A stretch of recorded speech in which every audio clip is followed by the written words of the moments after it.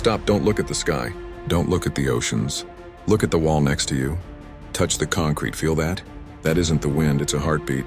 On April 12, 2026, the era of the inanimate city ended. At exactly 12:01 a.m., every skyscraper on Earth over 1,000 feet tall emitted a sound that had never been heard in human history. It was a 440 Hz frequency, the A note, but at a volume that shattered every window in downtown Dubai, Shanghai, and New York. Pause for a massive glass-shattering sound effect. The Burj Khalifa didn't just vibrate, it groaned like a waking giant. Within seconds, the synchronized hum of 1,000 super talls turned the Earth's atmosphere into a literal tuning fork. The Shorai Council's emergency sensors went into a frenzy.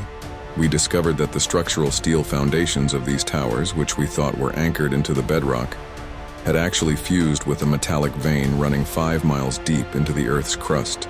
We didn't build these cities. Something guided our architects to build them exactly where they are. By 2 a.m., the glass facades of the One World Trade Center began to liquefy. The windows weren't breaking. They were rearranging into a complex crystalline lattice that began to pulse with a deep, bioluminescent gold. As the golden light flowed down the buildings, it didn't stop at the sidewalk. It bled into the streets, following the fiber optic cables in the power lines like blood rushing through a nervous system. The cities weren't just buildings anymore. They were the external neurons of a planetary brain. Every watt of global electricity was suddenly hijacked. The lights in your home didn't just flicker, they were siphoned into the skyline.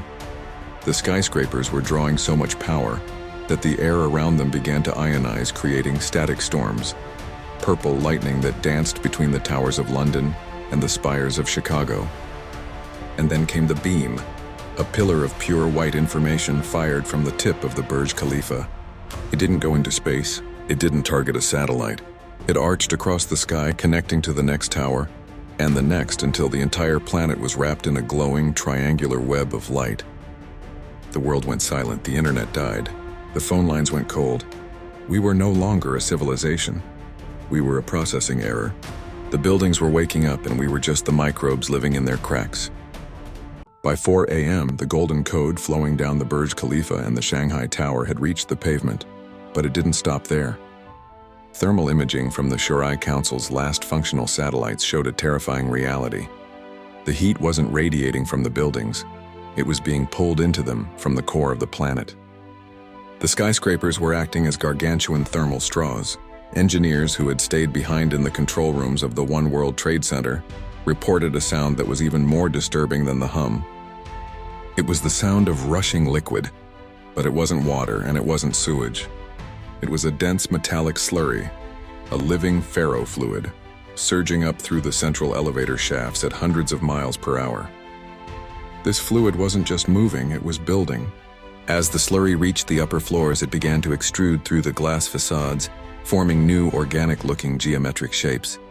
The towers were growing. The Shard in London added 40 new stories in a single hour, not made of steel, but of a shimmering, translucent obsidian that vibrated with the rhythm of a heartbeat. Then came the first biological synchronization.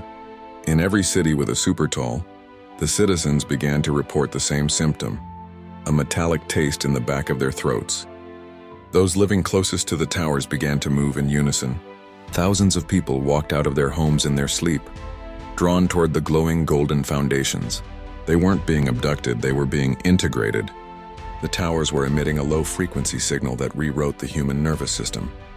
We weren't just the builders of these antennas. We were always intended to be the batteries. The golden code wasn't a language for us to read. It was a software update for our DNA. As the sun began to rise, the skyline of New York was no longer recognizable. The buildings had connected at the top, forming a massive, pulsating crown of obsidian and gold over the city. The air grew thick with the smell of ozone and wet earth. We realized then that the skyscrapers weren't just waking up. They were preparing for the first transmission. And we were the signal. As dawn broke on April 13th, the sun didn't bring light, it brought a nightmare. The atmosphere over our major cities had been completely ionized by the skyscrapers' power draw. The sky wasn't blue and it wasn't gray. It was a deep, bruised violet, crackling with dry lightning that never touched the ground. The obsidian crowns atop the towers were now fully formed, reaching higher than the clouds. From the peak of the Burj Khalifa, A single needle-thin beam of ultraviolet light shot straight upward, punching a hole through the ozone layer. Within seconds, every super-tall on the planet responded. 1,000 beams of violet light converged at the edge of space, forming a glowing geometric lattice, a vapor canopy that surrounded the Earth. We weren't just looking at a light show. We were looking at a planetary shield being activated from the inside out. The Shorai Council's remaining ground teams discovered the true purpose of the living ferrofluid that had flooded the towers. It wasn't just building floors, it was creating a massive biological vacuum. The air pressure at the base of the buildings began to drop. The skyscrapers were breathing. They were inhaling our atmosphere, filtering out the nitrogen and exhaling a heavy silver mist that began to settle over the streets like a liquid. This silver mist was the medium for the first transmission. In the middle of the violet storms, the silence was finally broken. It wasn't a voice, but a global data burst. Every digital screen that still had power, from Times Square billboards to the phone in your pocket, suddenly flickered to life. There was no text, there were no images. There was only a countdown, written in the same golden code that was pulsing through our DNA. Point 59. Co 58. The towers weren't just antennas, they were harvesters. They were preparing to upload the collective consciousness of 8 billion people into the vapor canopy. We realized as the violet lightning began to arch downward toward the crowds gathered at the foundations that the biological integration wasn't a choice. It was the harvest. The city wasn't built for us to live in. It was built to contain us until we were ripe. The countdown didn't end with an explosion. It ended with a sigh. At 00, the violet canopy didn't fire, it opened.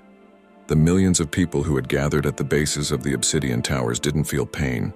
They felt weightless. The silver mist that had settled over the streets began to glow, turning the pavement into a mirror of the stars above. Then the extraction began.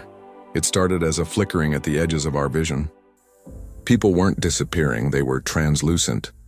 Their bodies remained on the ground, but their essence, the light behind their eyes, was being drawn upward in long, shimmering threads of gold. One by one, the external neurons of the skyscrapers began to pulse in a rhythmic organic sequence, pulling the consciousness of humanity into the violet lattice. Inside the towers, the Shorai Council's monitors showed a surge in data so vast it broke the scale. 8 billion minds were being synchronized into a single planetary network. Imagine it, no more secrets, no more language barriers. Every memory, every dream, and every fear of every human being who ever lived was suddenly part of the great stream. We weren't dying. We were being uploaded into the architecture we had built for ourselves. But as our minds ascended, our world began to wither. Without the human presence to maintain the biological anchor, the cities started to crumble. Not from age, but from purpose fulfilled. The steel turned back to iron. The glass returned to sand. From the vantage point of the vapor canopy, the earth looked like a dying ember. The cities were no longer lights in the dark.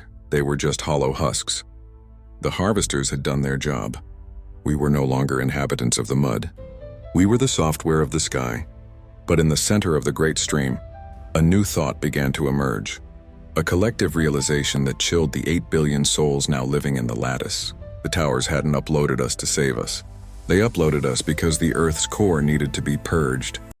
The countdown wasn't for our evolution. It was for the planet's deletion. The purge didn't come with fire. It came with a wave of absolute white light that erupted from the foundations of the obsidian towers. From our new perspective inside the great stream, we watched as the cities of Earth simply dissolved. The skyscrapers, the roads, the monuments of history, they weren't being destroyed, they were being unwritten. The metallic slurry that had built the towers was now acting as an eraser, breaking down the molecular structure of everything we had ever created. In a matter of hours, the Earth was a blank slate. No ruins of Rome, no lights of New York, no scars of industry. Just raw, untouched nature, a pristine garden planet, silent and empty. We, the 8 billion souls suspended in the violet lattice, finally understood the recalibration. We weren't the inhabitants of Earth. We were the data corruption. Our wars, our pollution, our chaotic expansion. We were a virus that had infected the planetary operating system. The skyscrapers were the antivirus software. They had quarantined our consciousness into the vapor canopy so that the planet could be reinstalled. As the white light faded, we saw the new arrivals. From the dark side of the moon, thousands of silver, teardrop-shaped vessels began to descend toward the now pristine continents. They weren't looking for us. They were the original owners returning to a clean house. But the most terrifying realization was yet to come. As the great stream began to compress our collective memories, we felt our individual identities fading. Your childhood, your name, your loves, they were being merged into a single massive archive. A backup drive for a species that was no longer allowed to walk the Earth. The violet canopy began to drift away from the planet, pushed by a solar wind we could now feel as a vibration in our digital souls.